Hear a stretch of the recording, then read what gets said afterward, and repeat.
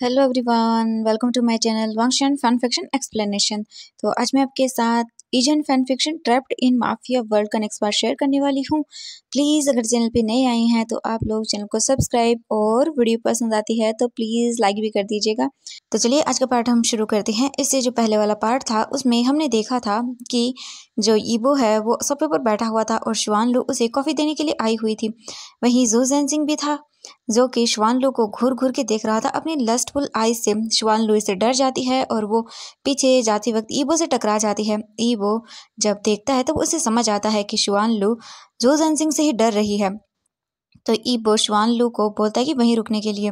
इसके बाद ईबो जू जेनसिंग के पास आता है। इससे पहले कि जू जेनसिंग कुछ बोल पाता, ईबो एक जोरदार पंच जू जेनसिंग के फेस पर मार देता है, जिससे जू जेनसिंग को तो कुछ भी समझ नहीं आता। वो सीधे नीचे फ्लोर पर जाकर गिर जाता है। शुआन लू जब ये देखती है तब वो इतनी डर जाती है कि अपनी माउथ पर अपना हाथ रख लेती है और शॉकिंगली बड़ी बड़ी आंखों से अपने सामने जो हो रहा था उसे देख रही थी। ईबो फिर जू जेनसिंग को देखता है और बोलता है, तुम्हें पता है मैंने तुम्हें क्यों मारा है? जू जेनसिंग ईबो को देखता है अपनी डरी हुई आंखों से और वो फ्लोर से उठता है और बोलता है, बॉस मैंने क्या किया है? मेरी क्या गलती है? ईबो जू जेनसिंग को देखता है और चिल्लाते हुए बोलता है, तुम शुआन लू को क्यों घूर रहे थे? मैंने तुमसे पहले ही कहा था मेरी मैंशन में किसी भी मेड के साथ गलत करने के बारे में मत सोचना और करना भी मत, लेकिन तुम शुआन लू को अपनी इन लस्ट भरी और डर्टी आईज से देख रहे थे। मैंने खुद देखा है वो कितनी बुरी तरह से डर रही थी और कांप रही थी। ये सुनने के बाद जू जेनसिंग की आंखें बड़ी बड़ी हो जाती हैं और वो शुआन लू को देखता है और बोलता है, बॉस मैंने कुछ भी नहीं किया है, मैंने नहीं किया, मुझे नहीं पता वो मुझसे क्यों डर रही है, मैं ऐसे नहीं घूर रहा था। जू जेनसिंग ईबो से झूठ बोलता है और वो अपना मासूम सा और इनोसेंट सा फेस ईबो को दिखाता है। ईबो जब ये सुनता है तब वो इरिटेट हो जाता है और वो एक और पंच जू जेनसिंग के फेस पर लगा देता है। जू जेनसिंग के माउथ से ब्लीडिंग होने लगती है और वो अपना फेस नीचे कर लेता है और फिर अपने ब्लड को साफ करने लगता है। अदर मेड्स और सर्वेंट्स ने जब सुना कि वांग ईबो जू जेनसिंग को मार रहा है तब वो इग्नोर करते हैं हॉल के अंदर आना, और वहीं दूसरी तरफ जैन और सोंग जियांग भी किचन के अंदर थे, लेकिन वो दोनों भी साफ साफ नॉइज को सुन रहे थे जो हॉल के अंदर से आ रही थी। ईबो जू जेनसिंग पर चिल्लाते हुए बोलता है, तुम्हारी वजह से मैंने जैन के साथ वो शेमफुल एक्ट किया था, क्योंकि वो तुम थे जिसने मुझे जैन की फिगर के बारे में वो शेमफुल चीजें बोली थी और मैंने ड्रंकन कंडीशन में जैन का फायदा उठाया था। और तुमने सोंग जियांग के बारे में भी कुछ ऐसी ही बातें बोली थी। तुम्हारे दिमाग में चल क्या रहा है? मैं तुमसे कल भी इस बारे में बात करना चाहता था, लेकिन मुझे कल टाइम भी नहीं मिला था, लेकिन अब मेरे पास टाइम है और अब मैं तुमसे अच्छे से पूछूंगा इस बारे में। ये बोलकर ईबो फिर से जू जेनसिंग के फेस पर एक पंच मारता है। जू जेनसिंग बोलता है, बॉस मैंने आपसे किसी भी मेड के बारे में कुछ भी ऐसा नहीं कहा था, मुझे नहीं पता आप किस बारे में बात कर रहे हो, मैंने बिल्कुल भी ऐसा नहीं कहा था। और वो ये बोलकर ईबो के पैरों में गिर जाता है। ईबो जू जेनसिंग कसकर एक किक मारता है और फिर वो शुआन लू की ओर देखता है। ईबो शुआन लू से पूछता है, शुआन लू मुझे बताओ, क्या इसने तुम्हें डराया था? तुम्हें डरने की कोई जरूरत नहीं है, मुझे बताओ तुम। शुआन लू की आंखें आंसुओं से भर जाती है और वो ईबो को देखती है। फिर वो साहस करती है और अपनी आंखों को कसकर बंद करती है, अपनी मुट्ठियों को कसकर बंद कर लेती है, फिर अपनी आईज ओपन करती है और वो ईबो को देखती है और बोलती है कि हाँ, ये हर मेड को ऐसे ही सेक्सुअली अब्यूज़ करता है, उन्हें अपने साथ सोने के लिए बोलता है। और उस रात जब आप ड्रंक होकर जू जेनसिंग के साथ मेंशन में आए थे, उस रात इसने मेरे साथ मेरी फायदा उठाने की। ये शुआन लू पूरा भी नहीं बोल पाती है और वो रोने लगती है। तभी लिu हाई क्वान आता है और वो बोलता है, इसने शुआन लू का फ़ायदा उठाने की कोशिश की थी और मैंने शुआन लू को बचाया था, लेकिन मुझे लगता है कि अभी भी जू जेनसिंग इसे डरा रहा है। शुआन लू लिu हाई क्वान को देखती है अपनी आंसू भरी आंखों से, और जितने भी हॉल के अंदर लोग थे वो सभी लिu हाई क्वान को देखती हैं। इसके बाद शुआन लू बोलती है, और अब जब मैं आपको कॉफ़ी देने के लिए आई थी तभी ये मुझे घूर घूर के देख रहा था अपनी लस्टफुल और डर्टीफुल आइज से।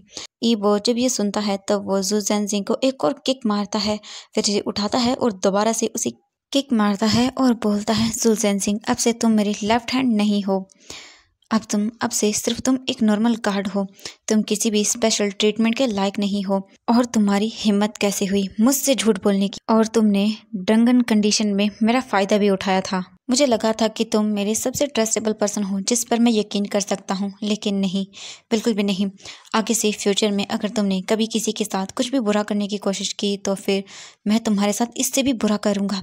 जू ज़ेनजिंग ईबो के पैरों में गिर जाता है और बोलता है, बॉस बॉस मुझे माफ़ कर दीजिए, मैं दोबारा से ऐसा नहीं करूँगा, प्लीज़ मुझे माफ़ कर दीजिए, मेरी गलती है, प्लीज़ मुझे माफ़ कर दीजिए, मुझे अपना लेफ्ट हैंड बनाए रखिए, प्लीज़ ऐसा मत करिए मेरे साथ, मैं आपका सबसे ट्रस्टेबल पर्सन हूँ, मैं कभी आपको धोखा नहीं दूंगा, प्लीज़ बॉस मुझे माफ़ कर दीजिए, आई एम सॉरी बॉस, आज के बाद मैं फ्यूचर में कभी किसी को टच नहीं करूँगा, प्लीज़ मुझे माफ़ कर दीजिए। जू ज़ेनजिंग एक बुरा पर्सन है, लेकिन वो ईबो को धोखा देने के बारे में अपने ड्रीम में भी नहीं सोच सकता है, क्योंकि ईबो को वो अपना लॉर्ड मानता है और वो लॉर्ड को धोखा देने के बारे में नहीं सोच सकता है, वो ऐसा कभी नहीं करेगा। ईबो चिल्लाते हुए बोलता है जू ज़ेनजिंग पर, अभी के अभी यहाँ से बाहर निकल जाओ। जू ज़ेनजिंग अपना फेस नीचे कर लेता है और वो कुछ भी नहीं बोलता है। फिर वो फ्लोर से उठता है और वो सीधा गेट से बाहर निकल जाता है। इसके बाद ईबो शुआनलू को देखता है और वो उसके हाथ से अपनी वॉच वापस लेता है, उसे पहनता है और फिर वो शुआनलू और लिू हाईक्वान को बोलता है, अब आप दोनों अपना काम कर सकते हैं। इसके बाद शुआनलू और लिू हाईक्वान दोनों ही वहाँ से चले जाते हैं। उनके जाने के बाद ईबो फिर अपने गुस्से को शांत करने के लिए अपनी आइज़ को बंद करता है और फिर ओपन करता है। इसके बाद फिर वो अपनी कॉफ़ी को देखता है जो कि ठंडी हो गई थी। वो बोलता, मेरी कॉफ़ी, मैं क्या करूँ। अब हम किचन का सीन देखते हैं। किचन में जितने भी लोग थे उन सभी ने इस कन्वर्सेशन को अच्छे से सुना था। जैन चुपचाप बस अपने बनाए हुए डिनर को ही देख रहा था और उसने भी सुना था जो भी ईबो ने जू ज़ेनजिंग से कहा था वो सब चीज़ें। एक सर्वेंट हैप्पी होते हुए बोलती है, अब वो जू ज़ेनजिंग हमें सेक्सुअली अब्यूज़ नहीं करेगा, अगर वो ऐसा करेगा भी तो हम मास्टर को बता सकते हैं। वो बहुत ही ज़्यादा हैप्पी थी।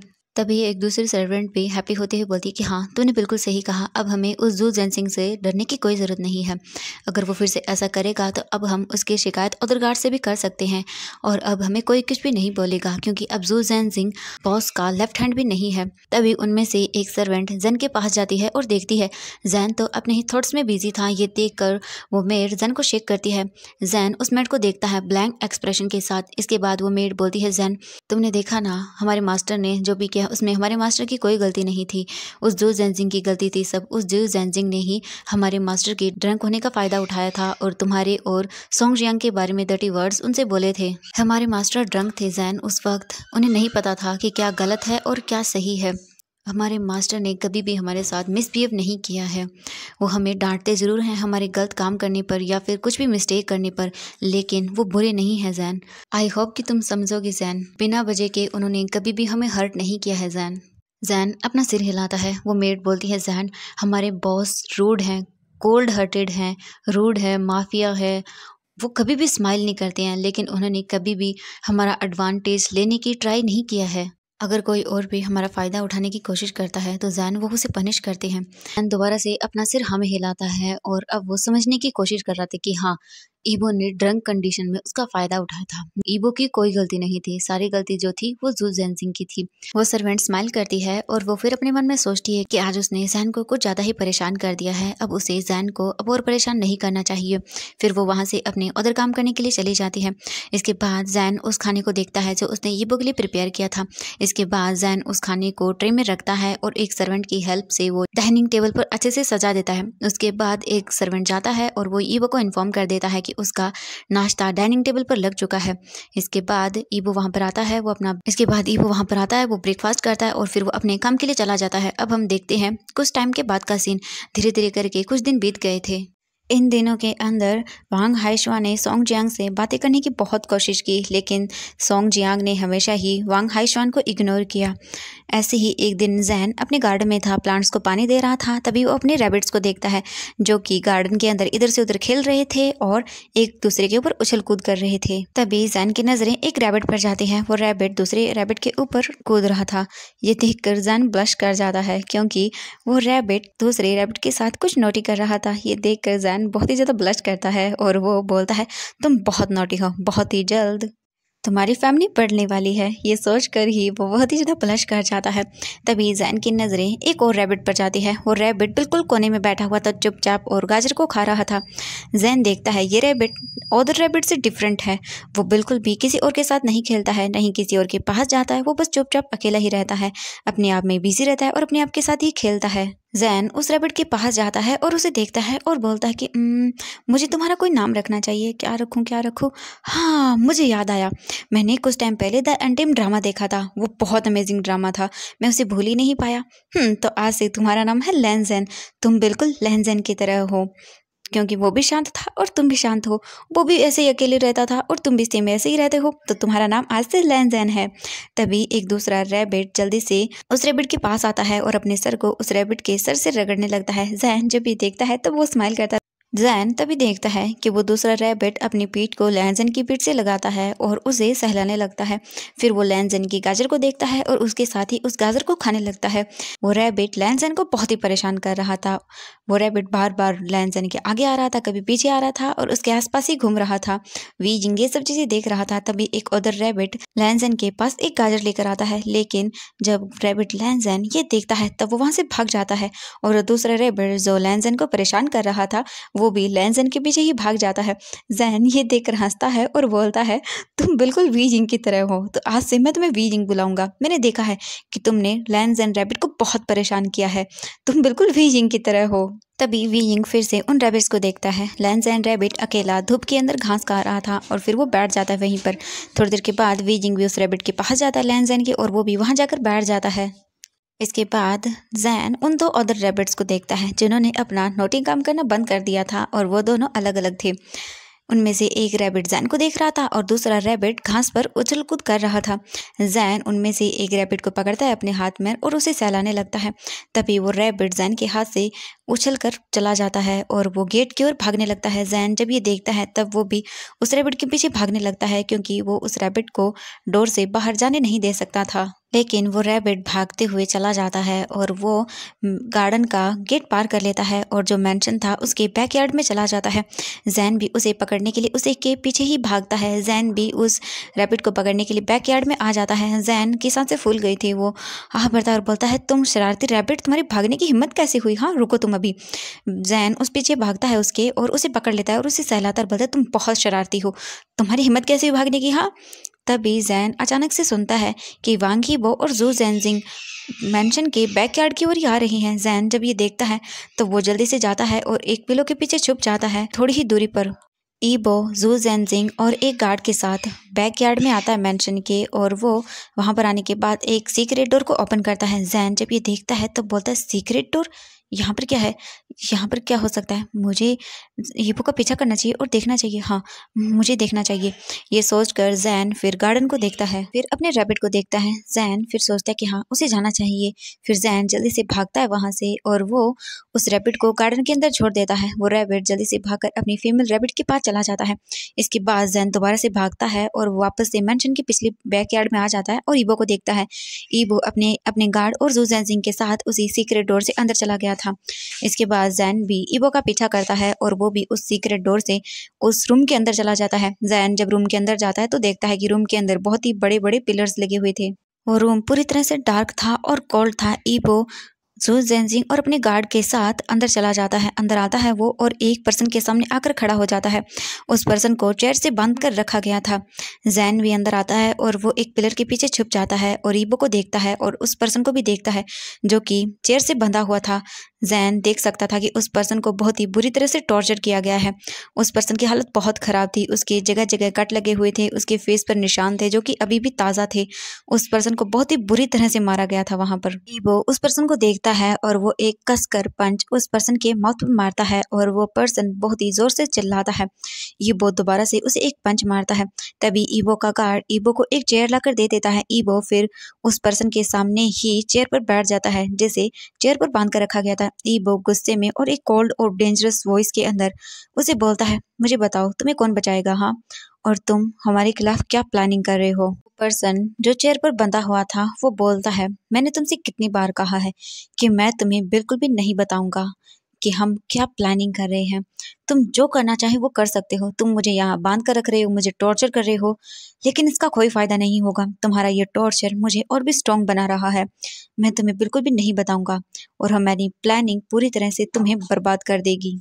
ये सुनकर ईबो गुस्से में अपनी आइज को बंद कर लेता है कसकर, और फिर वो एक डीप ब्रीथ लेता है। फिर वो अपनी आइज को ओपन करता है और वो जू जेनजिंग को देखता है और बोलता है, जू जेनजिंग, इससे सीक्रेट पता करो। जू जेनजिंग जब ये सुनता है तब वो बोलता है ओके बॉस। इसके बाद वो जाता है और एक बॉक्स लेकर आता है। उस बॉक्स को ओपन करता है और उसमें से वो एक और बॉक्स निकालता है। इसके बाद जू जेनजिंग एक डेविल स्माइल के साथ उस पर्सन को देखता है। वो पर्सन बहुत ही थका हुआ लग रहा था और वो अपनी आधी खुली आंखों से जू जेनजिंग को देखता है। जू जेनजिंग उस बॉक्स को ओपन करने के बाद सीधा उस पर्सन पे फेंक देता है। वो पर्सन चिल्लाते बोलता है नहीं, तुम्हें जो करना है वो कर लो, मैं तुम्हें नहीं बताऊंगा, बिल्कुल नहीं बताऊंगा। वो पर्सन ये सब चीज़ें बहुत ही चिल्लाते हुए और पेन के कारण बोल रहा था क्योंकि उसे वो कीड़े बहुत ही ज़्यादा बाइटिंग कर रहे थे। जैन जब ये देखता है तब वो बहुत ही ज़्यादा डर जाता है और अपने माउथ पर वो हाथ रख लेता है क्योंकि वो बिल्कुल भी यहाँ पर चिल्ला नहीं सकता था। जैन बड़ी बड़ी आंखें करके सब चीज़ें देख रहा था। जैन सोचता है ये शायद ईबो का इनेमी है, मुझे मुझे शायद इसकी हेल्प करनी चाहिए, इसकी हेल्प से मैं यहाँ से निकल सकता हूँ। मुझे लग रहा है कि ये पर्सन शायद काफ़ी दिनों से इस रूम के अंदर बंद है, लेकिन क्या रीज़न हो सकता है कि वांग ईबो इसे टॉर्चर कर रहा है। जैन साइलेंटली ये सब चीज़ देख रहा था और वो अपने मन में ही सोच रहा था। ईबो अपने सामने का ये सीन देखकर एंजॉय कर रहा था, लेकिन वो सेटिस्फाइड नहीं था क्योंकि उसे अभी भी सीक्रेट का पता नहीं चला था। ईबो फिर अपने एक पैर के ऊपर दूसरा पैर रखता है और वो अपने सामने देखने लगता है। तभी जू जेनजिंग बोलता है बॉस क्या मैं आइस का यूज़ करूँ।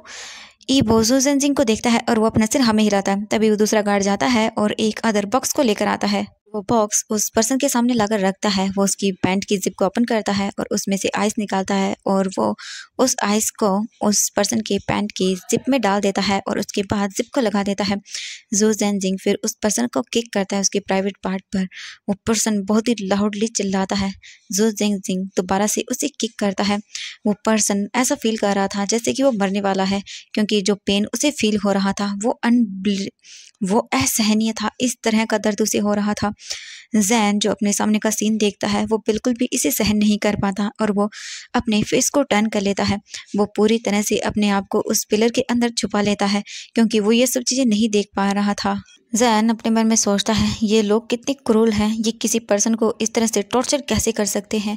जैन के अंदर इन सब चीज़ों को देखने के बाद एक बहुत ही ज़्यादा बड़ा डर बैठ चुका था। जैन गल्प करता है और वो फिर अपनी आईज को ओपन करता है और फिर से वो उस पर्सन को देखता है जिसे चेयर पर बांधा गया था और फिर वो जू जेनजिंग को देखता है कि किस तरह से जू जेनजिंग उस पर्सन के प्राइवेट पार्ट पर उसे किक कर रहा है और ईबो कितने आराम से वहां पर बैठा हुआ है चेयर पर। जैन सोचता है क्या होगा अगर किसी ने मुझे पकड़ लिया तो क्या क्या ये लोग मुझे भी इसी तरह से टॉर्चर करेंगे। जैन बोलता है नहीं, मैं कोई भी गलती नहीं कर सकता हूँ, मुझे अब और भी ज़्यादा सावधान रहना होगा इन सब चीज़ों में, नहीं मैं पकड़ा नहीं जा सकता हूँ। जैन के पेट में तभी उसे एक बहुत ही तेज़ पेन होता है। जैन कसकर अपने स्टमक को पकड़ लेता है और वो अपनी आइज़ को भी बंद कर लेता है। जैन को बहुत ही ज़्यादा पेन हो रहा था, उसे समझ नहीं आ रहा था कि वो क्या करे इस वक्त यहाँ पर। जैन अपने मन में सोचता है आखिरकार मेरे पेट में मुझे दर्द क्यों हो रहा है, मुझे हाईक्वान गेगे से इस बारे में बात करनी होगी। जैन फिर अपने आप को संभालता है और वो वापस से उस पर्सन को देखता है। अब जो जेनजिंग ने उस पर्सन को मारना बंद कर दिया था, अब वो पर्सन धीरे धीरे करके अपनी आइज बंद कर लेता है और वो बेहोश हो जाता है। जो जेनजिंग जब ये देखता है तब वो चिल्लाता है और बोलता है व्हाट द हेल। ईबो चेयर से उठता है और वो बोलता है मुझे किसी भी तरह से इस आदमी का मुंह खुला हुआ चाहिए। जैन बहुत बुरी तरह से कांप रहा था क्योंकि आज उसने पहली बार ईबो की ये डार्क साइड देखी थी।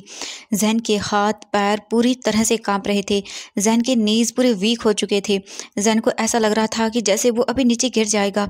तभी जैन को फील होता है कि ईबो जू जेनजिंग अपने गार्ड के साथ वहां से वापस आ रहे हैं। तो जैन जल्दी से वहां से भाग जाता है, डोर को ओपन करता है और वो गेट से निकल जाता है। वो भागकर जल्दी से गार्डन के अंदर आता है और वो रैबिट के साथ खेलने का एक्ट करता है। जैन सोचता है जैन अब तुम्हें डरने की ज़रूरत नहीं है, अब तुम्हें रास्ता मिल गया है, आई होप कि ये काम कर जाए। जैन सोचता है वो पर्सन ईबो का इनेमी है, अगर मैं उसकी हेल्प करूँगा तो क्या वो रिटर्न में मेरी हेल्प करेगा और मुझे उसकी हेल्प करनी भी चाहिए या नहीं। जैन सोचता है नहीं, वो अपने अब और डेज को वेस्ट नहीं कर सकता है, उसे जल्द ही कुछ ना कुछ करना होगा।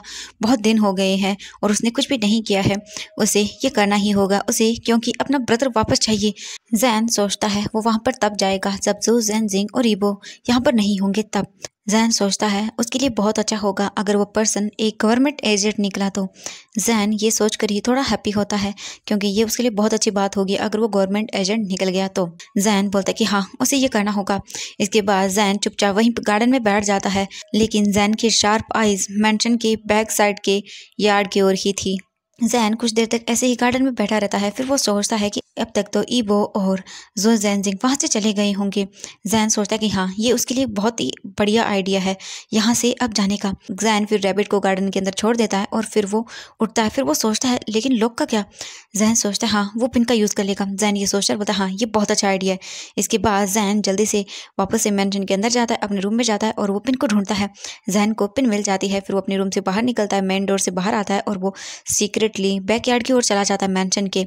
जैन अपने आप को अच्छे से उन सीसीटीवी कैमरा से छुपा लेता है। जैन फिर बैकयार्ड के उस डोर के पास जाता है और उसे ओपन करता है पिन से, और वो डोर ओपन हो जाता है, यानी कि वो लॉक ओपन हो जाता है। जैन स्माइल करता है और बोलता है हाँ, देखा ना, मैंने कहा था, ये तो मेरे बाएं हाथ का खेल है, बचपन से मैं जानता हूँ ये चीज़। तो जैन स्माइल करता है। फिर वो उस डोर को ओपन करता है और वो उस डार्क रूम के अंदर चला जाता है। जैन देखता है ये रूम पूरी तरह से डार्क है और ठंडा है। जैन को डर लग रहा था, लेकिन फिर भी वो अंदर जाता है और उस पर्सन को देखता है जो वहाँ बेहोश फर्श पर गिरा हुआ था। जैन उसके पास जाता है और फिर वो पानी ढूंढता है इस पर्सन को उठाने के लिए, लेकिन जैन को वहाँ पर पानी नहीं मिलता। जैन फिर उस पर्सन के और भी पास चला जाता है और उस पर्सन को देखता है। जैन सोचता है कि इसे उठाना ही होगा। तो एवरीवन, आज के लिए बस इतना ही। मिलते हैं हम नेक्स्ट पार्ट में। आई होप कि वीडियो पसंद आई तो प्लीज़ वीडियो को लाइक, चैनल को सब्सक्राइब कर दीजिएगा। तो आपको क्या लगता है एवरीवन, क्या जैन किसी बहुत बड़ी नई मुसीबत में पड़ने वाला है? क्योंकि ईबो के सीक्रेट जब जैन इस तरह से चोरी कर रहा है, तो क्या होगा जब ईबो को पता चलेगा कि जैन ऐसा कुछ कर रहा है? क्या ईबो कुछ डेंजरस करेगा? बहुत सारी क्वेश्चन है, ये तो आपको नेक्स्ट पार्ट में ही पता चलेंगे। तो बाय बाय एवरीवन।